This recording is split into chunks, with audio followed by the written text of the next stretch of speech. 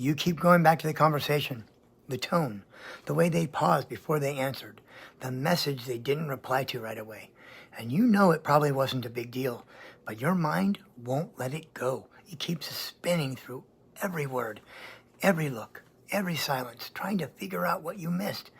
That's what overthinking and rumination can look like when you have an anxious, preoccupied pattern. It's not just worry, it's an attempt to protect yourself, to solve the connection before it breaks. The Attachment Trauma Lab, our group coaching program, is now open. If you're trying to make sense of your patterns and break free from them for good, the link's in the channel description. Just copy and paste it into your browser. Now, if this trait is active for you, your brain becomes a detective, searching for signs that something's wrong. Not because you want drama, but because your nervous system is preparing for disconnection. You might analyze texts line by line, replay conversations you had days ago, obsess over the way they said, "I'm busy," instead of, "I can't wait to see you." And the longer you sit with the uncertainty, the louder the doubt becomes.